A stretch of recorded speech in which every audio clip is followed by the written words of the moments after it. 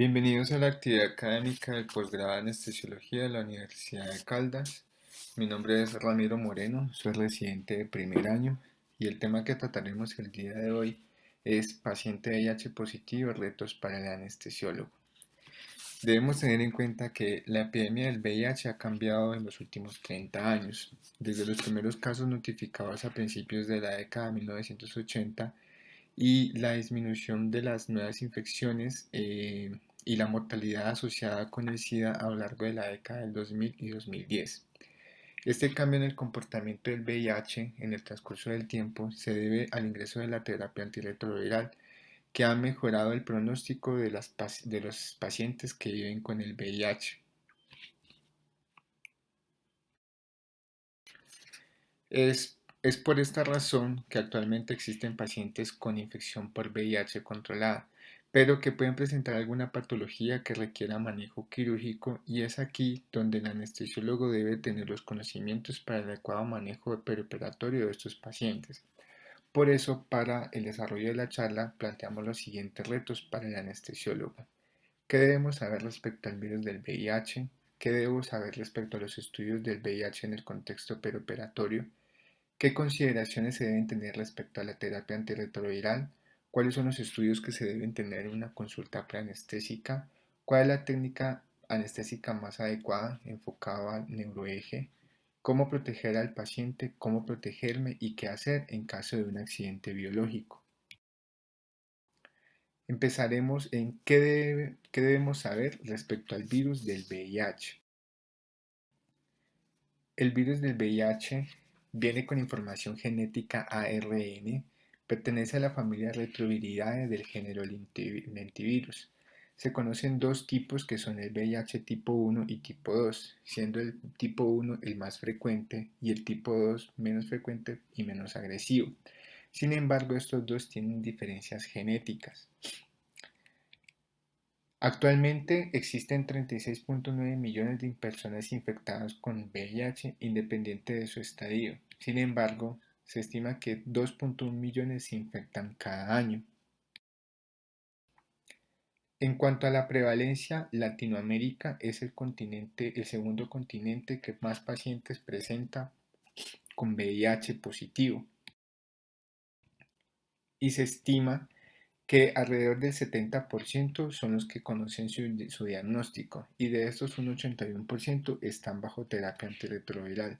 Sin embargo, se estima que un 30% todavía desconocen su diagnóstico porque se encuentran posiblemente en una fase de clínica latencia. El virus del VIH tiene como células diana los macrófagos, las células dendríticas, pero esencialmente el linfocito TCD4.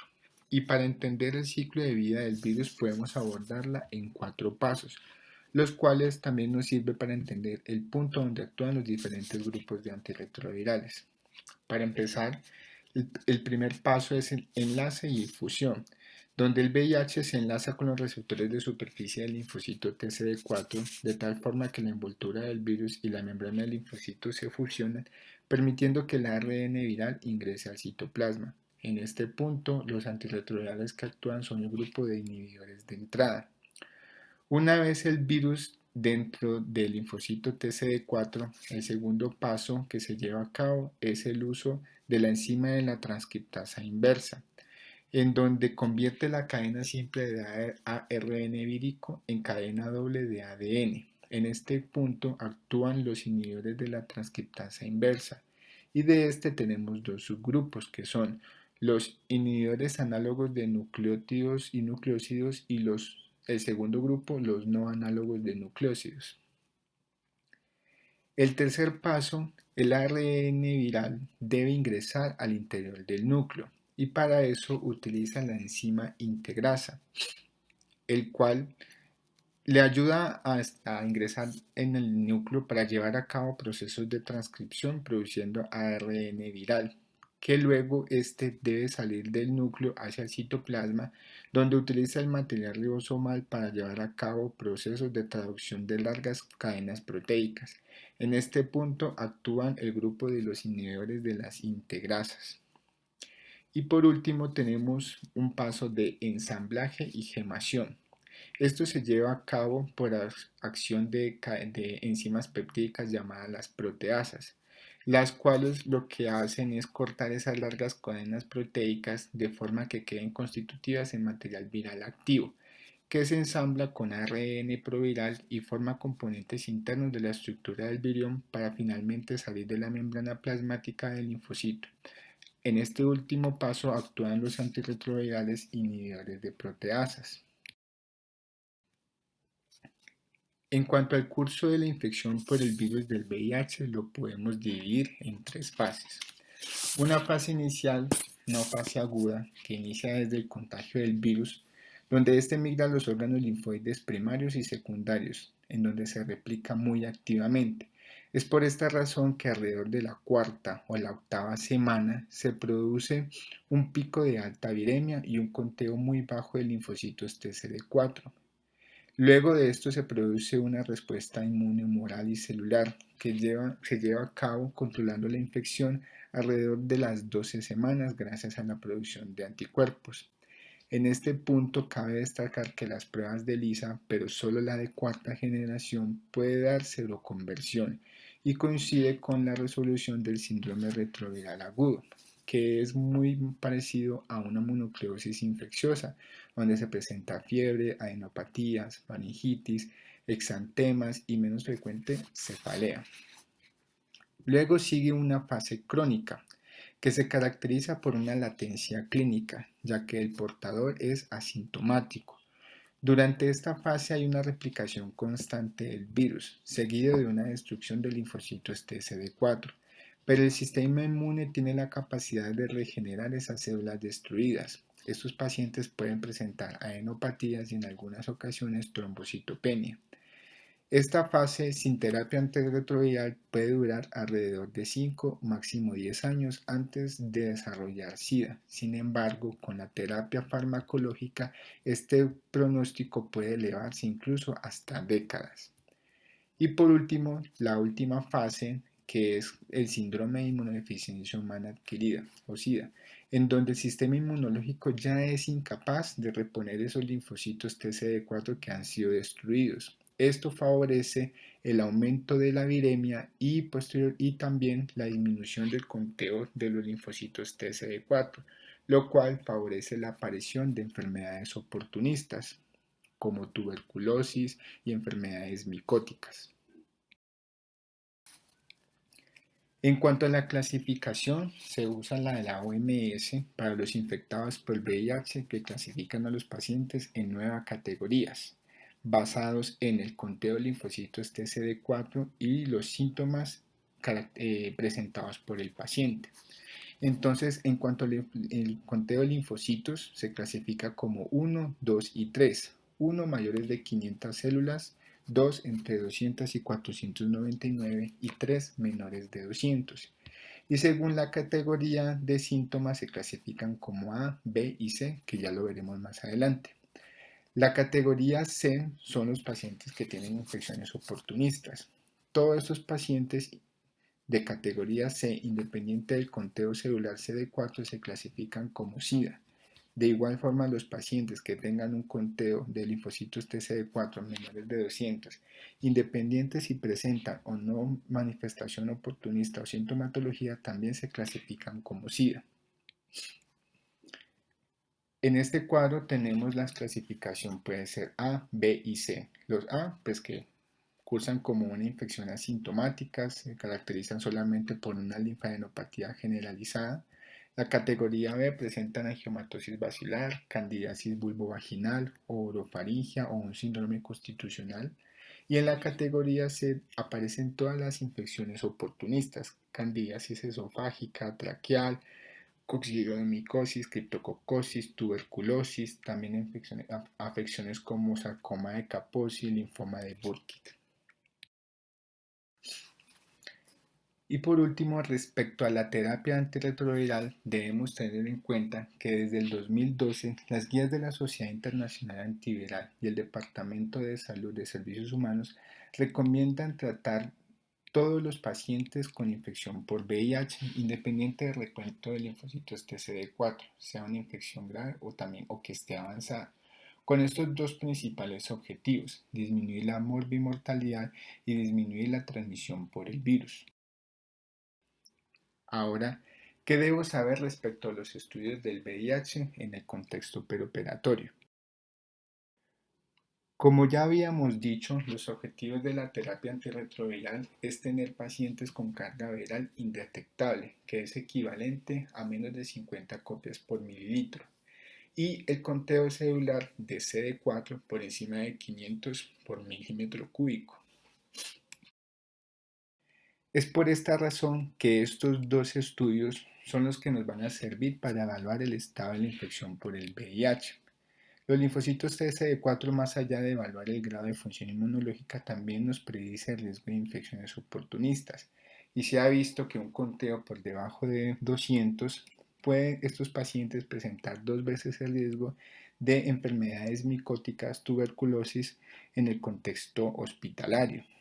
En cuanto a la carga viral, nos dice qué tan controlada está su enfermedad y también nos predice el riesgo de complicaciones postoperatorias. Y lo más importante, nos predice el riesgo de transmisión en caso de un accidente biológico y nos enfoca qué hacer en caso de presentar un evento como este, que ya lo veremos más adelante. Los pacientes con carga viral por encima de 30.000 copias por mililitro tienen 2.5 veces el riesgo de presentar complicaciones, principalmente neumonía, seguido de infecciones de heridas y por cicatrización de estas. Y se pide que se tenga laboratorios recientes en los últimos 3 meses de estos dos, tanto con conteo de linfocitos TCD4 como la carga viral. Este es una publicación sobre el conteo preoperatorio de CD4 y la relación CD4-CD8 usados como indicador de sepsis posoperatoria en pacientes con VIH que fueran llevados a cirugía abdominal. Un análisis retrospectivo donde evaluaron 35 pacientes y encontraron que el 51% de pacientes presentaban sepsis posoperatoria y vieron que los pacientes que presentaban estas complicaciones estaban asociados con un conteo celular de CD4 por debajo de 200. Esta otra publicación donde evaluaron los resultados quirúrgicos en pacientes con VIH que estaban recibiendo terapia antirretroviral fue un estudio retrospectivo donde tuvieron en cuenta cirugías como apendicectomía, artrotomía, artroscopia, colecistectomía, procedimientos cardiotorácicos, herniorragias, histerectomía, reemplazo de cadera o de rodilla. Ellos evaluaron las complicaciones y la mortalidad hasta 12 meses después de la cirugía. Tomaron 332 pacientes con VIH y los compararon con 332 pacientes que no tenían infección por VIH y evaluaron las complicaciones y la mortalidad que se presentaban. Vieron que el grupo de VIH, las complicaciones que más se veían en estos pacientes eran las neumonías, con una mortalidad importante, y esto asociado con una carga viral por encima de 30.000 copias. Ahora, ¿qué consideraciones debo tener respecto a la terapia antirretroviral? Tenemos los siguientes grupos de medicamentos antirretrovirales: los inhibidores de la transcriptasa inversa, los dos subtipos que son los análogos de nucleósidos y nucleótidos y los no análogos de nucleósidos. También los inhibidores de proteasas, inhibidores de entrada y los inhibidores de las integrasas. Debemos tener en cuenta que todos los antirretrovirales tienen efectos adversos, sin embargo, unos son más específicos que otros. En el grupo de los inhibidores de las proteasas son el grupo que más relacionados con efectos secundarios como hepatotoxicidad y nefrotoxicidad, al igual que dislipidemias y redistribución de la grasa. En el grupo de inhibidores de transcriptasa inversa, análogos de nucleósidos, el abacavir está muy relacionado a predisposición de riesgo de alergias a otros medicamentos. La lamivudina, la acidobudina generan anemia y trombocitopenia. El tenofovir se ha reportado toxicidad mitocondrial y afecciones severas que comprometen el corazón. En el grupo de inhibidores de transcriptasa inversa no análogos de nucleósidos, el efavirenz está relacionado con predisposición de delirio posoperatorio. Se debe tener en cuenta que los pacientes con infección por VIH reciben terapia combinada, que se basa en 3 medicamentos de los anteriores expuestos. Ahora, ¿qué se debe hacer con la terapia antirretroviral desde el momento prequirúrgico? Y la pregunta que surge es si se deben continuar o se deben suspender el día de la cirugía. Y la respuesta es que estos medicamentos se deben continuar, ya que está más asociado que si al continuarlas hay menos complicaciones posoperatorias, disminuye el riesgo de elevación de la carga viral y que al suspenderlo puede haber un riesgo importante de resistencia viral de estos medicamentos. Ahora, las interacciones farmacológicas son muchas y en anestesia el grupo de inhibidores de transcriptasa inversa, análogos de nucleósidos como los no análogos de nucleósidos, tienen interacciones con los medicamentos opioides que pueden llevar a prolongar la vida media de estos fármacos. Y los inhibidores de proteasa son los que más interacciones farmacológicas tienen. Más allá de interacciones con los medicamentos opioides, también pueden tener interacciones con los anestésicos locales. Los inhibidores de entrada también se ha reportado que prolongan la vida media de los medicamentos como las benzodiazepinas. ¿Qué estudios debo tener en una consulta preanestésica? Teniendo en cuenta todos los efectos secundarios de los medicamentos antirretrovirales, en estos pacientes es importante tener los laboratorios como hemograma completo, pruebas de función renal y pruebas de función hepática. Y por último, también se debe tener un electrocardiograma, ya que la cardiomiopatía dilatada asociada al VIH se ha descrito como una complicación tardía debido a infecciones oportunistas, primarias o secundarias, o también debido a los efectos secundarios de medicamentos antirretrovirales como los inhibidores de la transcriptasa inversa. Ahora, ¿cuál es la técnica anestésica más adecuada? Y esto está enfocado a pacientes que si tienen una posibilidad de utilizarse una técnica conductiva, si se puede utilizar sí o no. En un principio siempre hubo preocupaciones de supresión inmunológica con la anestesia general, pero hasta el momento no se ha establecido nada concluyente. La infección por el VIH plantea preguntas sobre la seguridad de la anestesia neuroaxial en estos pacientes. La duda que se sugirió fue que al introducir la aguja espinal en un paciente con VIH, esta propagaría la enfermedad al sistema nervioso central y por lo tanto aumentaría el riesgo de complicaciones neurológicas. Sin embargo, se reconoce que en la historia natural del VIH tipo 1 incluye la infección del sistema nervioso central desde etapas tempranas de la infección. Es por esta razón que tener VIH no contraindica la administración de una anestesia neuroaxial. El VIH es un virus neurotrópico y el sistema nervioso central se infecta desde etapas tempranas de la enfermedad. Ahora, ¿cómo proteger al paciente en el intraoperatorio? Es importante tener en cuenta que los pacientes con VIH son más tolerantes al estrés y esto se debe a que algunos pacientes pueden presentar insuficiencia suprarrenal transitoria y esto también está asociado en pacientes que tienen una carga viral no controlada y de ser así se debe sospechar como causa infección, por ejemplo por tuberculosis.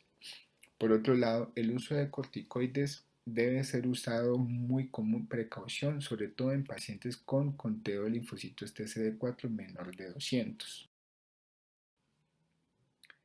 El paciente VIH se debe manejar como inmunosuprimido, sí, así sea en etapas tempranas.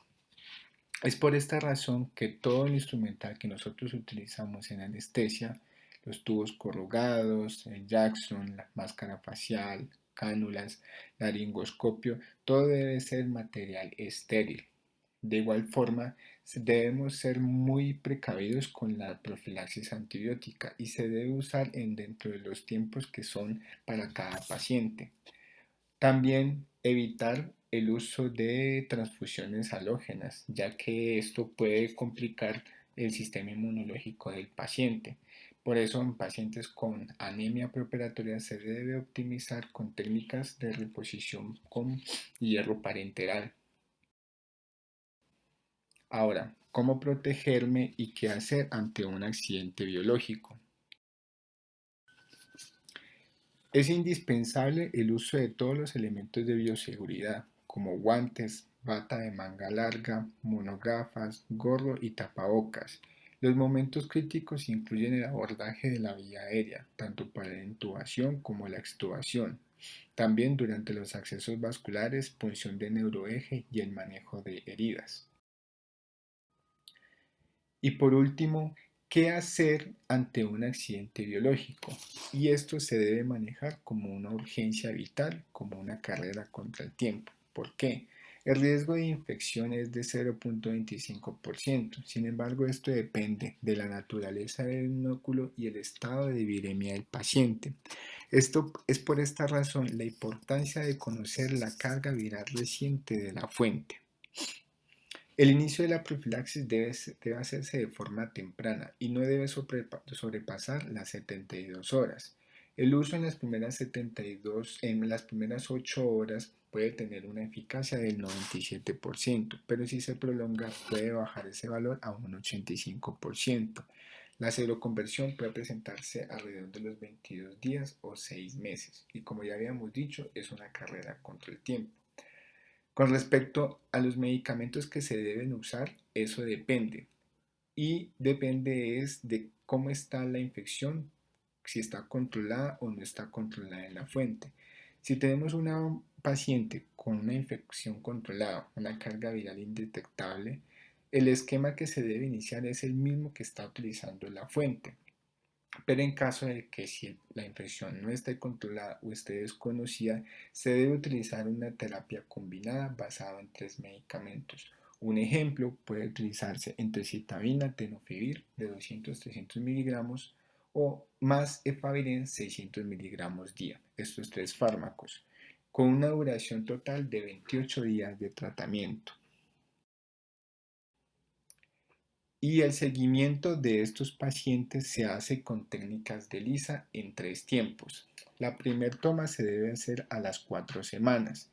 En este punto se debe utilizar técnicas de ELISA pero de cuarta generación, ya que esta, más allá de detectar anticuerpos de forma temprana, puede también detectar el antígeno del VIH tipo 1 P24. La segunda y la tercera toma se hace al tercer mes y al sexto mes del contagio.